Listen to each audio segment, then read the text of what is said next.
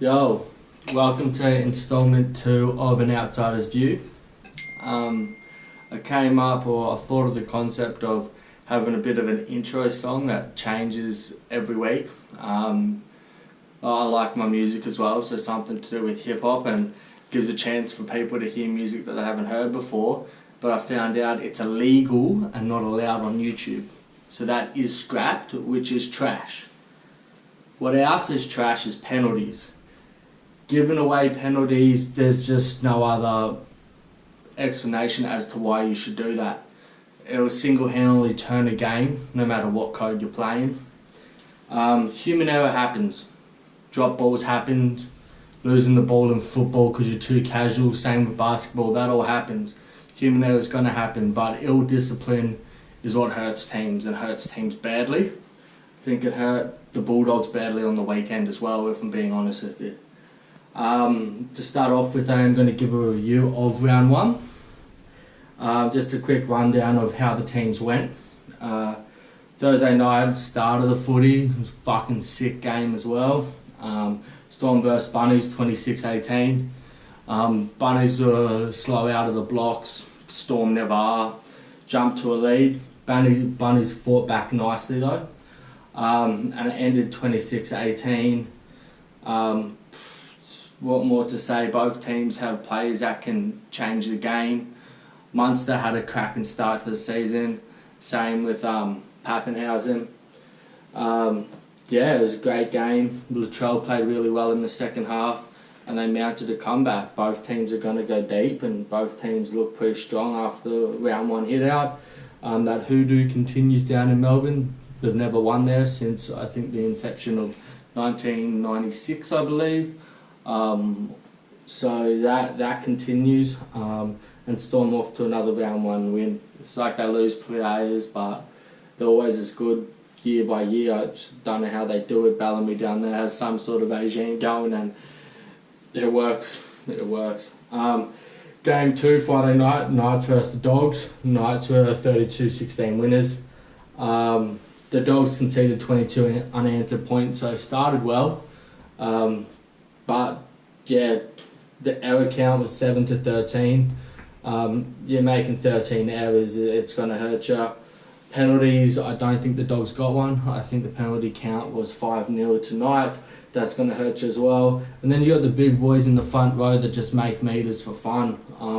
Clement 217 meters, just shows you he's still got it, just a powerhouse. Safidi 175 and scored a double, which is ridiculous. Tyson Fazell, I picked him at the start of the year for them that he was going to have a good season, and he got off to a good start, 180. Just shows you when he's in a decent team what he can do. Jaggins towards the last couple of years really weren't offering much. Barnett 179. So 4 blokes with huge meters. It makes it hard to compete. For the Dogs, Odin was the top meter eater, I guess, in the forwards at 135. So it's a pretty big difference. Overall meters, it was 1700 to pretty much 1370. So that's a 400 meter difference. It's going to hurt. Dogs miss more tackles. They'll play better, but yeah, they were lacking a bit there. I thought they were going to play better. I had them to win. But the Knights got off to a solid start. I didn't know they had 13 or 32 points in them, but turns out they did. Next game was Brisbane versus Eels. That was, to me, probably the surprise game of the round. I thought Eels were going to win that comfortably, and to be honest with you, even to the final whistle, I thought Brizzy had a sniff. Eels' first half was really clunky, attackingly. And credit to the Bronx, defensively they manned up. To be 16-0 up though and lose the game, but the Kevin's got a lot to work on. 24 unanswered points, 16-0 at half time. Apparently they had changed Sean Lane and Matheson for the game, flipped them to opposite sides to what they usually play on. They were saying that could be part of the reason, I heard in post-game by, say, your experts. The Broncos had a few injuries as well. All that's going to hurt you. They were playing with one bench member. but still was chancing the arm to the final whistle. They looked rejuvenated. Attackingly looked the best I've seen the Broncos team in a long time. You see injuries, Coates, amazing try, but it's scary what positions wingers get themselves into these days. Asiata and Matt Lodge came off early as well, so that all took a toll. Papa Lee was outstanding on debut. Even myself, I knew he moved clubs, but I didn't think he was going to have that much of an impact. I didn't know what he had, but for a first outing, just crazy, blew everyone out of the water. Pat Callaghan, 171 metres for the Bronx, good effort. 47 tackles, 1 miss as well. So it's really good. Reid Marnie scored a try. Don't usually see that, but that started their run. 55 tackles and no misses as well. So that's a big performance. Warriors versus the Titans. I thought it was going to be a closer game. I had backed the Warriors. I think both teams are going to be there top 8. I think they both have a really strong chance. For Noah Blake, I had him as my X factor, and he delivered 202 metres on debut for the Warriors from Manly. Great game. Sillinen had a really good game as well. He was picked up from Rabbits. Yeah, two good performances in a team of good performances. I think they're going to be really strong. I think they're going to be really resilient defensively as well. Fogarty, 170 metres, 117 metres in a half, which isn't bad. It means he's running the ball a bit. He had most of the kicking responsibilities as well, 17 kicks for 429 metres. Ash Taylor had 4 kicks for 56 metres. He needs to take a bit more responsibility. He needs to be the cornerstone of that team. Needs to offer more in attack as well, because they were just lacking. He needs to stand up and take responsibility. He's got the players around him now to do it. Their backline is a bit, I guess, weak compared to other backlines out there, but through the middle they're strong as any team, and they need to capitalise on that. 4 kicks of 56 metres just isn't much. He needs to do a bit more. Roosters came out firing, 46-6 or 46-4. I knew Manly were going to struggle. I didn't think they were going to struggle that bad. It's a worrying sign. Game 1, obviously they're going to get a lot better when Tom gets back. I feel like the team changes completely. Everyone has this extra metre in them. Everyone has this extra pace in them. Just the whole team picks up when he's playing. But if they want any chance of being there at the end of the season, they're going to need to try to win games when he's not there. Especially because he's suffered with injuries the last few years, and I just don't know what they have. They didn't look solid at all. Croker didn't run a metre out of hooker.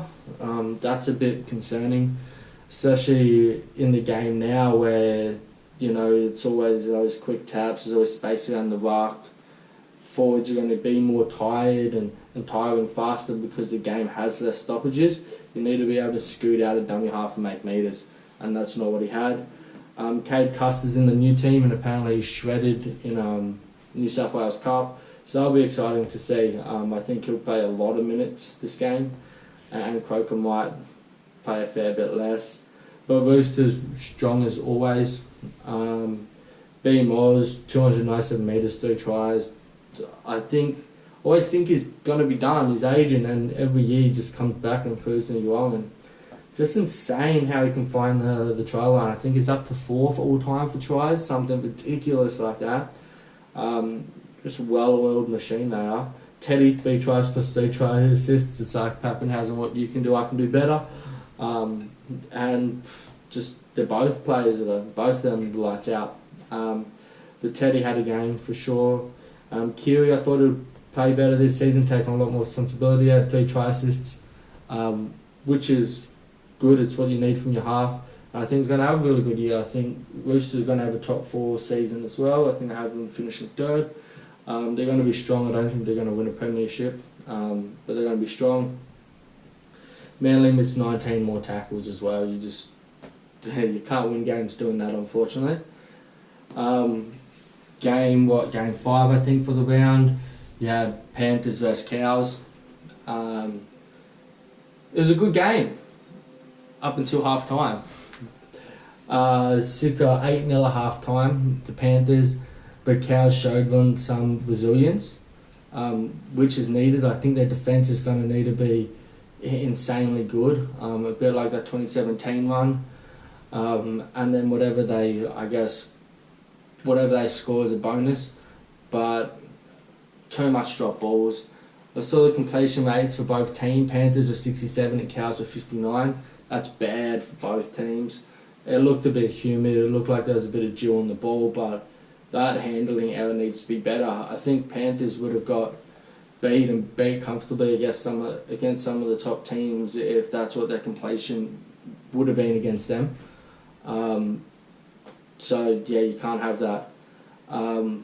They ran away with it in the second half. They looked comfortable. Cows struggling offensively. I don't know where that's going to turn around. Missed tackle count was 16 to 42. You can't miss 28 more tackles or 26 more tackles and be in it. It just doesn't work like that. Penalties 3-1 or 3-7 plus a ruck infringement. Again, ill discipline. It hurt you. It hurt them. Fisher Harris 219 metres. Gun. Absolute gun. Makes metres for fun. Alternatively for the Cows, top meter eater in the forwards was Josh McGrath at 103 metres. You're not holding on to the ball, you're not making metres, you're not putting the defence under pressure, you're not going to score points, you're not going to win games. And the metres just wasn't there.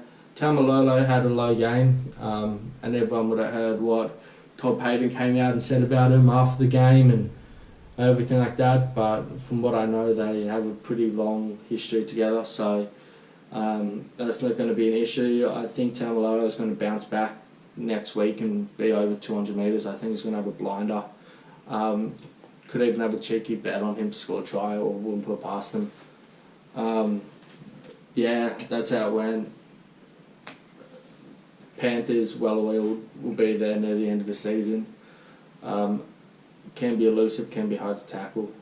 Good team. I think the Cowboys will get better, but so we'll just wait and see whether they keep Clifford in the halves going forward or whether they play around with that and maybe put Scott Drinkwater back in the halves. We'll just wait and see, but we'll see how it goes with that. They carry 2 hookers on the bench and they're doing it again. I don't know if they need another big man maybe. I just don't know if... I think they got Lachlan Burr in the team, say in the squad now. I think he could offer a bit more off the bench than 2 hookers. I don't know where Jake Granville really fits in anymore. He's a bit like a Moses Mbye, sort of aging a bit. But there's still fun as well in the team. Moving on from that, you got Raiders versus Tigers. Tigers are my team. It looks like what I wrote down was wrong here. Raiders 30, I think the Tigers are 12. 6-all at half time. 6-all at half time. It's what you want going into half time. Resilience is good. It looked like the first year of having Madge.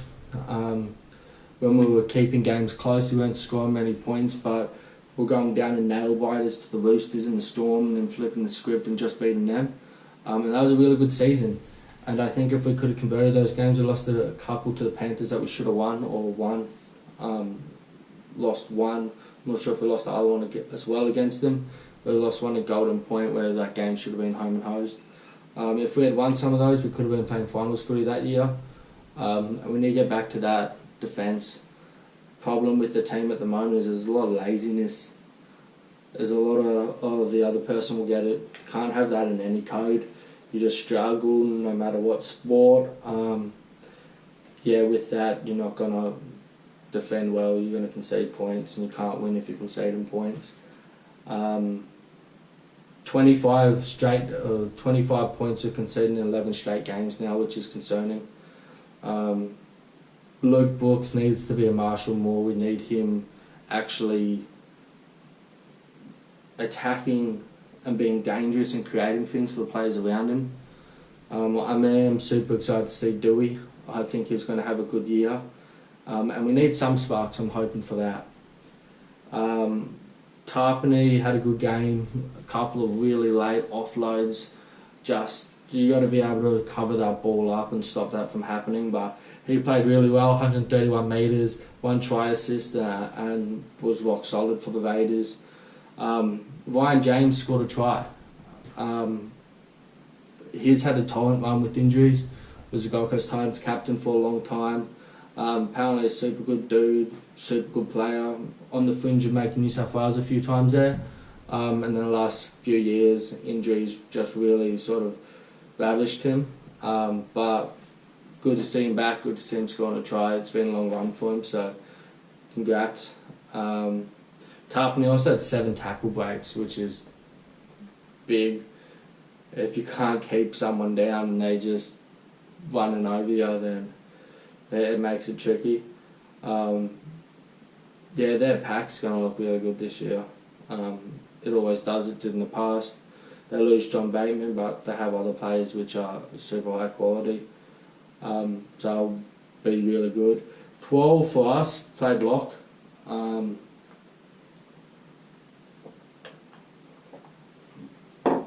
From my knowledge, in the past has played more prop, either with Josh LIA. But he had a good game in lock, 155 metres, 38 tackles, 1 miss. He played well in a team that, I guess, didn't play that good and struggled to put on points, and conceded a lot of points in the second half. We just got sloppy. Loose passes as well turned offense into defense, and we just couldn't get into our positions quick enough, and we're slow and we're lazy. And that hurts. Roberts had a nice flick pass, was a good hit out for him. Needs to get earlier ball, needs to get space. Still has that speed, so you need to actually give him a bit of time and see what he can do. Joe Offengowie is going to be a good player as well for us. He was good. Brizzy Bay lost his way last season, and I think he can get back on track. And we'll see how we go. I'm not super happy with this week's lineup, but I'll get to that a bit later. I just think our bench could have been played a different way that might have been more beneficial, especially against the Roosters team. But we'll check that out a bit later. Final game of the round was Dragons vs Sharks. I had Sharks win, I had Sharks win 13 plus. That happened. 34-18. But it was closer than that. It didn't look like that large of it didn't look like it was going to be that much of a margin watching the game. Sharks looked a little bit vulnerable in defence. Jesse Ramian was just silly. Dragons were unlucky at some points. But yeah, I don't think either team's going to go super well this year. I got Dragons finishing 16th and Sharks finishing 14th. Be interesting to see the Sharks with Sean Johnson back and where they play Matt Moylan. I thought he had a pretty good game, especially someone who's been so injured in the past. But I don't know where you play all 3 of them and how you do that. Error count was 15-5 to the Dragons. It's going to be hard to win when you're making that many errors, which helped the Sharks, would have helped piggyback them a bit. Sharks had Jesse Ramey and Tim Bin in the 18th minute, and Dragons weren't able to capitalise either. You need to be able to do that. If you can't do that at that time, then it's just going to be harder. Paul Vaughan had an outing though, 202 metres in 57 minutes, so he had a cracker. He turned out really good. Yeah, I think defence is going to be a worry for a lot of clubs. And I think if you can sort out your defence, then you're going to go a long way to being in there at the business end of the season. Out of all these games, Panthers' defence was resilient. I thought Warriors' defence was really good as well, as it shows you in the scorecards. But other teams definitely need to work on that. Need to figure out a way how to slow the ball down without giving away penalties or how to just sort of smother an attack, especially in this sort of faster game that's being played now. So that's a review. Not many close games, a few blowouts, if I'm being honest. I think as we move more and more into the season, games will tighten up, teams will tighten up. First hit out in a while sort of goes like that. There's a couple of other topics that still sort of in that NRL mould before I move on to something next. So I saw Des Hasler is under a bit of pressure. He wanted a 3-year extension, I believe, and the club countered, I think, with a year by year. They're struggling, they really are. Fanua Blake was a massive loss. Tommy's hurt again. I just think they're getting the lineups wrong on the pitch as well. They need more go forward through the middle. Yeah, Cade Cust I think will be a regular in the team. You need a running dummy half. It's just how the game is really. Unless say you're like a Cam Smith in previous years who's just a freak. But yeah, you need to be able to see holes and exploit them. But he's struggling. I don't think they're going to have a great season. I think they're going to finish between 11th to 14th. That may put more pressure on him, but that's just how it's going to go. Another thing I saw pop up on, I saw this on or both on NRL 360. Playmaking a hefty price is how I've labelled it, how I put it down. And it's pretty much your playmakers on absurd money for what they bring to the clubs. Your Milford on $1 million, Hunt on $1 million, Brooks on $850, I believe. Johnson super high, Ash Taylor super high as well. Johnson, given he's had injuries, and I would like to see how he comes back when he's on his on. Same with Morgan. People are putting a pen through Morgan, but I think he's had a pretty disrupted last 2 years. Game 1 wasn't great either. But I don't know, I'm a bit of a Morgan fan, and I think he can turn it around.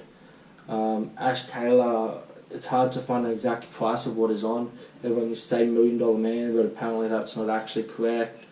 He's on a lot of money. He needs to do more. He needs to be more aggressive attacking or aggressive offensively.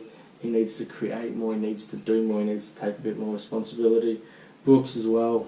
I remember when we had the quartet. I think the last year of having those could have been 2013. Brooks, Moses, Woods, Tedesco.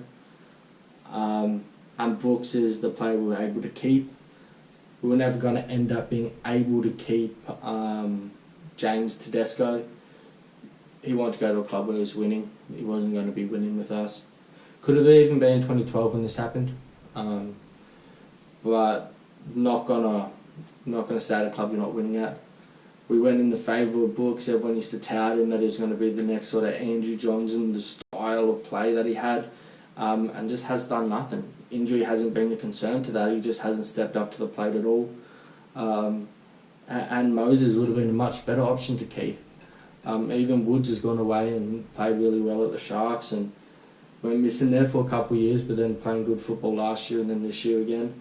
And Brooks needs to find something at $850,000 a year. You need to do something. You need to be running your team. You need to be doing it all. Same with Hunt, picked up for $1 million. Would have been, I think a season or two after Brisbane went to the granny. Big raps on him at that time, but hasn't lived up to it. Not even really playing in the halves anymore, sort of playing in the number 9 spot, then back to the halves and all over the place. And it's a worry when you have someone worth that amount of money and you can't find an actual place for them in your team where they're going to perform the best, because that takes up a lot of your salary cap. Milford had a good round 1, but has been poor the last couple of years. Went from on the fringe of Origin, utility role in Origin. I think might have started 1 or 2 games as well, to really lost his way. Looked good round 1, looked good attackingly, offensively. It's still a query. Brisbane still don't have a game manager, and that's going to hurt them, especially in tight games. And I think that showed on the weekend. They didn't have someone to close the game out. Silly things, chip and chases. $1 million, you need to run the show. And I think it's going to come, but it needs to be better. You also got Moses on 750k. That's not that much for a half. They play good. He's only been there. It's been there a few seasons now. But yeah, struggles in big games still. Power struggles when it comes to finals. Great regular season team. Post-season struggle. And I can't see them going good in the post-season either. Have them probably finishing 7th to 10th maybe. Maybe a bit higher. They've got a really nice forward pack and the back line is quite good. 6th to 9th. I have them finishing 8th, but it could go either way, but I just don't think they're going to make an indent. The top 4 or 5 clubs are just miles ahead, with a dark horse of, say, the Warriors or maybe even the Titans sort of knocking one of them off. We come to, I guess, the third point I have on league at the moment, and this one obviously is quite a serious one. Concussions. They happen a lot in the game. And you see all your experts and everyone like that going on about it more and more just because it can cause so much damage. A point that is brought up numerous times is when a boxer gets concussed, they can't fight for 3 months. Just so your brain has a chance for the swelling to go down, the inflammation, and so you know that you're not going to cause any extra damage. You see a lot of head knocks, and Jake Friend had another one on the weekend. He's tough as nails player, but it gets concerning. 3rd head knock in 6 months. It's dangerous. It's dangerous for the well-being of the person down the track as well. So it's a pretty serious sort of matter. I don't know what way to go around it. But you need to take those protocols. Apparently the Roosters have one of the best neurologists or neurosurgeons in their camp that they go and I guess the players get referred to. So that's really good, and they've taken extra precautions with Boyd Cordner, as you see, hasn't played this year. So yeah, I'm not sure when Friend will be back, how long they're going to make him wait. And so many sort of, there's so much unknown around it, but it's dangerous and it's scary, and especially for your hookies. They're getting down low and they're making a lot of tackles on a lot of big men with a lot of power, or pumping their knees, and it's just, you're putting yourself in all sorts of danger. Great player, been a great player for a long time, would have played more Origins if it wasn't behind Cam Smith. Been an out-and-out champion for the Roosters, for sure. Won a few premierships as well. Yeah, great player. Hopefully he has a good recovery and everything sort of works out, and he can get back to the field if that's the way he wants to pursue the end of his career. But yeah, I guess scary times whenever you see concussions. That about wraps up, I guess, the NRL part of this. I will check back in on it. I do have what we'll leave with. This is round 2. I've also set up some power rankings.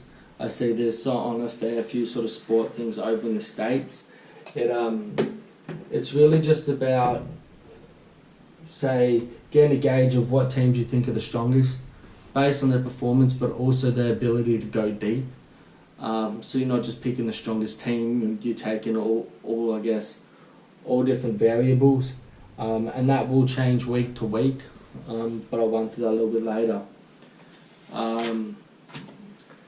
Well, I do have you big news in the NBA the last few days. I think on Saturday our time, Joel Embiid went down. I believe you heard his hip pretty bad. I'm not exactly sure what he's done.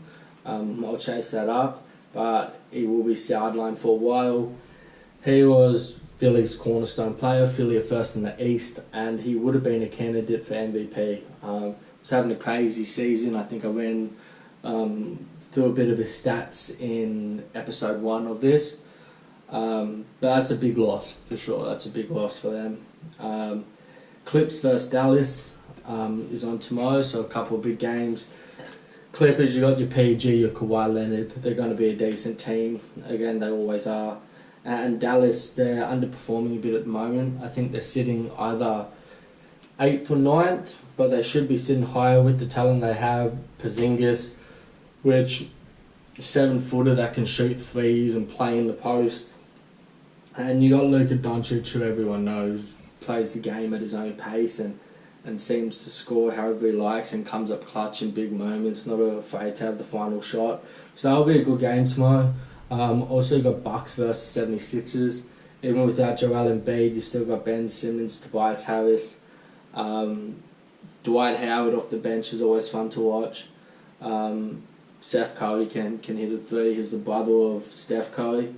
Not as good at three-point shooting, but still right up there. Doesn't quite have the range that Steph has, but still can hit big shots. And Bucks, Giannis Antetokounmpo, Drew Holiday, Chris Middleton. It's a strong team. It'll be a good game. And it's probably going to be a preview of one of the finals that we may see come the end of the season. That's the NBA. I don't have much chat on them today. But I think the Hawks have been playing pretty good lately and been making a bit of a run. I'll just quickly have a gander of that. We have a little bit of time, so might as well give a little rundown of how that's all travelling at the moment. Brooklyn been playing good basketball. They're second now in the East. They've been there for a little bit now. 27-13. KD hasn't played in the last sort of 10 games, I don't think, maybe 12. Just nursing a bit of a calf strain, I think he is. Yet they're still winning. They've won their last 5. Phillies won their last 6. Bucks have won their last 4. Miami's won their last 5. Charlotte's won their last 4. Atlanta's won their last 6. So a lot of the East teams are on the incline. 8-2, 9-1, 9-1, 9-1, 7-3, 7-3. So teams are climbing up the ranks there and playing really good basketball. In the East Conference, Toronto struggled a bit now. They're 17-22. They haven't had Siakam or Fred VanCleef the last sort of, half a dozen games. So they need them back to start sort of pushing for top 8 again. They've slipped to 11th. Outside of that, Utah's winning the West. They've been lights out. They're 5-5 over the last game, but they have the best, or I think third best 3-point percentage in the league, and no one scored more 3-pointers than them. So lights out from 3 at the moment. Donovan, Bogdanovic, Jordan Clarkson, even Joe Ingles, they're all hitting threes. Playing really good. Phoenix on the incline, they're 8-2. They've moved to second. Bit of an, underrated team. They picked up Chris Paul, who's been around the league for a crazy amount of time, and still as good as ever. He, a few years back, got traded from Houston to OKC, I think, for Paul George, because I thought he was an agent. This after he first got traded from the Clippers, and then somehow got OKC into the 8 last year in a stacked West. Now over at Phoenix, and Phoenix missed the 8 last year, and now they're sitting second. Devin Booker really good as well. DeAndre Ayton as well. Lakers third, 27-13. They'll be around there. Still no AD, but still going to be up there. Then Clippers, Denver, who I'm a big fan of. Jokic, Jamal Murray. Portland's in the 8. San Antonio's probably overperforming at the moment. Probably going to miss out, but may make it. You don't know yet. DeRozan is a quality player, but it is a stacked West. Dallas sitting 8th at the moment. Probably expect them to climb to 6th or 7th by the end of the season. Just outside the 8, Golden State Warriors, Memphis, New Orleans Pelicans. They all in with the chance. The fair few games left, I think we're sort of halfway through the season or just over. Probably 34 games left, I think, something like that. It all varies for different clubs as well, some behind other teams. That's the rundown there. No big injuries outside of Joel that I can think of to, I guess, household names. Just waiting for other players to come back, and that's going to strengthen teams and really push them towards the playoffs. Outside of that, we are getting to the juicy stage of Champions League. Champions League is football competition of sort of all the top leagues throughout Europe. So you say teams from La Liga, which is Spain, League One, which is France, Bundesliga, Germany, Serie A, Italy, EPL, obviously, from England, and then some of the other leagues as well. Porto just beat Juve last week in the round of 16, and they're going through on away goals.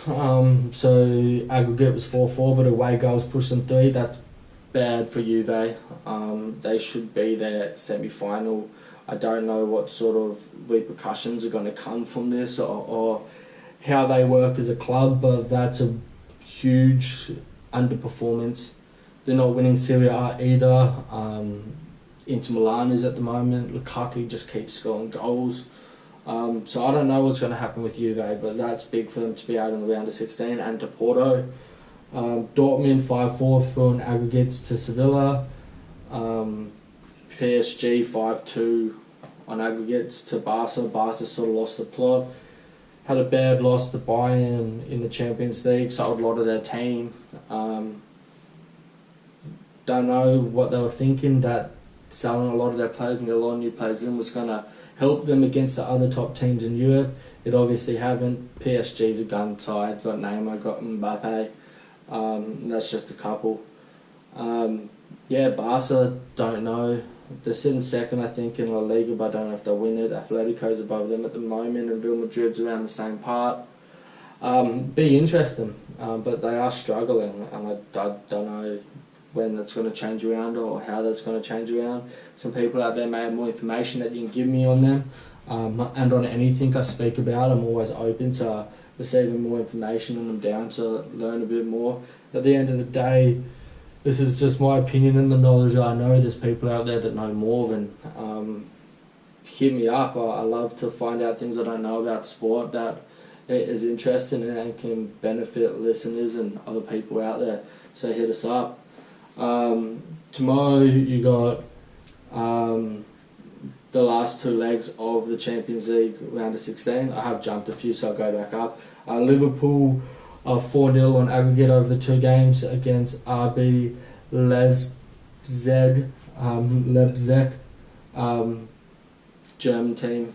Real Madrid 4-1 against Atlanta. Atlanta's a Serie A team. Man City 4-0 over Mönchengladbach. Pronouncing it wrong, but another German team. 4-0 on aggregate. Man City look like they have English Premier League back as well. So just crazy strong. I think they're going to win the Champions League this year, and that's why they got in the manager they have. They haven't won it yet, but that's the reason they went out and got him. So I think this year is their year, and they're going to do that. Tomorrow you got Bayern vs Lazio. Bayern Munich, they're already out 4-1, so should be a walk in the park. And Chelsea's 1-0 up against Atletico. It was an away goal, so they're playing at Stamford Bridge. Be a really good game. I don't know who's going to win that. Chelsea got a new manager now. They've seemed to turn things around in the English Premier League. They're sitting 4th. I think a few points behind Leicester's 3rd. Hope they can somehow keep up there. Who are 1 point behind Man U, and then there's a fair chunk between Man U and then City. But Atletico Madrid and Chelsea will be a good game. Don't know what way it's going to go. that's just a little touch on that. Completely different sport news. I know F1's back pretty soon as well, and there's been some moves in there. We've got an Aussie in there, Daniel Ricciardo. I think he drives for McLaren now, so that's always a good watch. I enjoy watching a bit of Formula One. Got the Golden Slip on Saturday. This is more the horse racing. I only had a quick look at, I guess, at the form and rundown, but I'm with Artorias at $10. 3 starts, 2 wins in a second. Looks like a good horse. There's some other options around that $10 mark as well that's probably worth having a punt at. Usually finding the big races and not sort of shorter options win, and there's definitely a few that could get home and run really well in that race. So it's a good Saturday for your keen punters who want to get out and get on the piss. It's always a fun day when you do that, ain't it? I get into round 2 now, because we're dragging on a little bit, so I'll knock this out for you. Round 2, you got Eels vs Storm. They usually have pretty good games when they play each other. It's usually close, and I think Eels could test them. They're not going to beat them. I think Storm might even get the line, which is 6.5. But I think Storm 1-12. I don't think it's going to be a blowout. They usually play good games, and it'll be a good, entertaining game to watch for sure. I think he'll stand up against the better teams as well, and then play average against the poorer teams. It's one of those teams where they can pick their form up or they can struggle depending. Game 2, Warriors vs Knights. There was a couple of concerns for the Knights. I know Mann is gone, and then it was even possibly going to be, say, Bradman Best as well, but he's lining up. Same with another player that I thought might have been injured, but he's lining up as well. Warriors lose Aiken. They got an Adam Pompey, I believe that's how you say his name, coming in. So they have big raps on him, so it's a like-for-like sort of player. I got the Warriors 1-12, but I'm not sold on the Knights, and I think the Knights versed an error-riddled, discipline-riddled Dogs team round 1, and I don't think Warriors are going to give them easy points. So I've gone 1-12, but I've taken a line on that as well. I've made a line of 6.5. I think that's paying like $2.40 or something. So Warriors are at 1-12, but if they win more, fair chance. Titans vs Broncos, back Titans. Kelly's out, Sammy's playing in the centres, don't know how he plays there, but he's got good fight and good hustle and he'll go good. Broncos lose Hodge. I thought for a moment there they were going to lose more. I didn't think they were going to have John Asiata or Coates, but they have both. I don't know what their fitness levels are. Maybe they drop out just before the game. I don't know. They both had pretty big collisions. Coates is pretty scary, to be honest, but great try. I got Titans 1-12. I think they win that. I think they may even win that by a bit more as well. Outside of that, Dogs vs Panthers. I got Panthers 13+. Panthers stifled Cowboys week 1, and I think they could do a very similar thing to the Dogs. I think the Dogs are going to be an okay team this year. I think they're going to finish sort of 12-14, but I think Panthers are just not going to concede many points and probably be able to put a few points on themselves. So I got them 13+. I like the Dogs. They're going to be better, but Panthers I think are going to be that hard team to beat. Manly vs Rabbits. I went Rabbits 13+. I'm pretty confident with that as well. I think they started slow game 1, round 1 of the season, but second half was much improved, and I think Wayne would have given them a bit of a talking to after the game, rolled them up a little bit. I think they're going to come out and just blow Manly off the park. I think this could be a 20+ point game, and I'm confident about that as well. I thought Manly may win a few games this year, but without Tom, I don't see him winning much. I think they're going to struggle. Their forwards are lacking, their outside backs are lacking. Is Walker a fullback? I don't know. I thought he was going to play alright there, but he was lost defensively. Rabbits have dropped host as well, so they're not playing around. You have a poor game, you're back out of the side. I think, I can't say his name, but Malungi, I think that's how you say his name, has been promoted from the bench to start in second rower. And he's a really good young player. He makes meters. He's exciting to watch. So I think Rabbit's going to blow that game out. Cowboys versus the Dragons. I got the Cowboys 1-12. I think the Cowboys win that. I don't think the Dragons cause too much pressure. Dragons get back Norman. They'll play him in the halves. But I don't know. I got little raps on the Cowboys to have a decent season. And they're going to have to win this game. If they don't win this game, then they're written off for the season. They're done. I think Taumalolo is going to come out and have a blinder. I think he's going to run for more than 200 metres. Said earlier, I think he's going to score a try. I actually think he may score a try.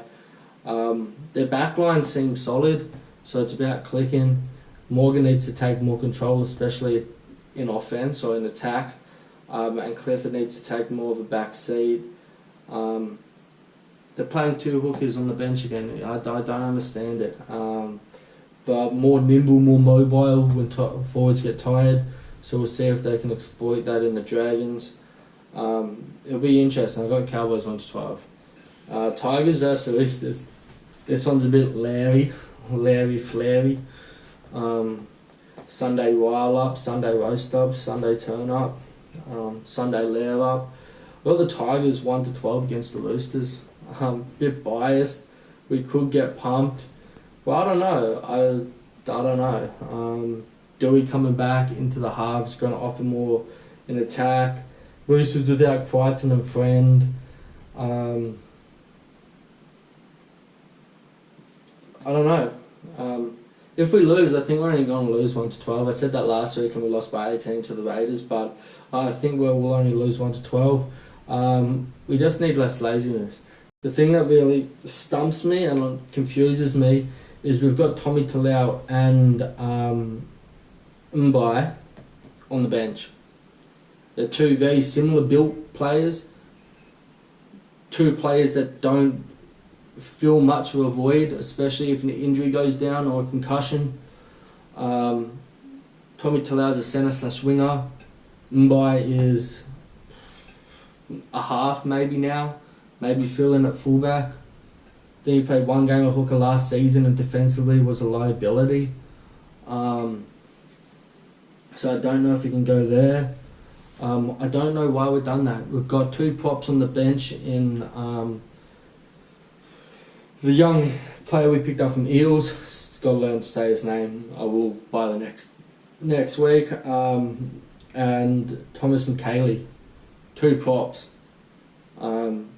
So I believe those two will rotate with the two props and Twal at lock.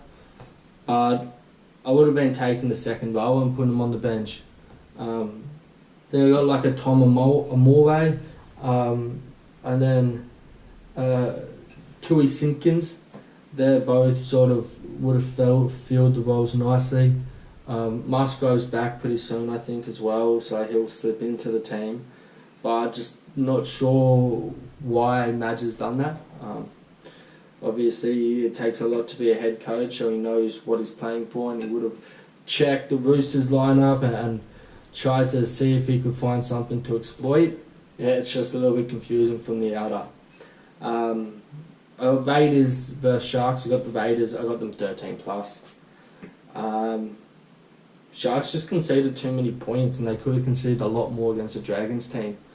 I think Dragons had a bit of a chip on the shoulder after being ridden off and how they went in the Community Shield against the Rabbits, so I think they played a lot better, and I think they had more hunger. But Sharks conceded a lot of points, and they could have conceded a lot more. So I don't see them turning that round. I think Raiders are going to capitalise on that. They're a very professional team. I don't think they're going to concede many points at all, and I think they're going to be able to put a few points on. So I got 13+. Obviously, Rain Mims out has copped 3 weeks for that poor hit, poor swinging arm to the head. Surprised Dufty returned. I would have thought for sure he would have failed that HIA, but that's just how it goes. So yeah, that's round 2 for you. Got my power rankings. I'll quickly go through as well. So power rankings: Roosters number 1. Good team. They just got the exemption for the 17-year-old as well. I don't know if he'll break into the squad at all when the backline's playing so good, but it means just so much depth. And biggest margin winner in game 1. So of course they need to be in there. Roosters 1, Storm 2, going to be a reliable. Missing a couple of players, so when those players come back, I think they're going to creep up again. That's your players like Dale Finucane, Brenko Lee, Harry Grant, and they're going to start cleaning some teams out. I think at the end of the year they're going to be 1 or 2 in the power rankings. We've got them 2 at the moment. Rabbits 3. That can turn in a week. I can see them putting on a clinic against the Rabbits, and that can put them into 2nd or 3rd. Against Manly, that can put them into 2nd or 3rd. Super strong team. I think arguably the best squad, or 2nd best squad. I think they have the best spine. Storm spine's pretty skits as well, but yeah, they're going to be the end of the season. I have big raps on them. For Panthers, they did win by 24 points, but they couldn't break the Cowboys' defence really in the first half. It was 8-0, and the Cowboys dropped a lot of balls, so kept giving them opportunity to attack them and run sets at them. I don't think they were out there attacking best, and their completion rate was pretty poor. So I have them 4th. I may even could have swapped that around and had Raiders 4th. I have them 5th. Super solid team, ever reliable, just ground you into the ground. They may not win by a lot every week, but they're gonna win. They know how to win. Very complete team, very good team. Warriors 6, man, good first hit out. If they start knocking off one of these 5 before them, then they could even creep up in that power rankings 1 week, and stay there for a few weeks. So I got them at 6. I got Knights at 7 because they did have a comfortable win.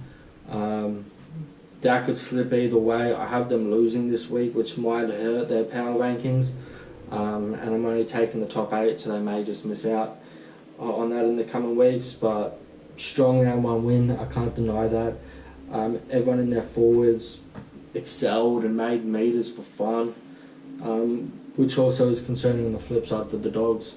You'd be able to minimise meters, and they were running for fun. 8, I got the Eels. I didn't think they looked great. I thought in patches they played really well. Second half they really switched on, but first half really clumpy, hard to get going. So that's my top 8 sort of power rankings coming into round 2. It's going to be an exciting round again. Going to be some good games. There's a fair few blowouts round 1. I think we're going to have a few closer games round 2. But how it goes, we're just going to wait and see. That's about all for me. I'll be checking out, be getting ready for a big weekend of sport. AFL's kicking off as well this weekend. Don't get behind that all that often, but I do follow Essendon. Essendon versus the Hawks, so it'll be a good game. Yeah, if I do get to watch a bit of that, it'll be interesting. But yeah, exciting. Weekend's nearly there. As always, catch up with the boys, your mates, smash some tinnies, whatever else comes along, and enjoy yourselves. Round 2, it's going to be a long season, so let's yahoo and get into it.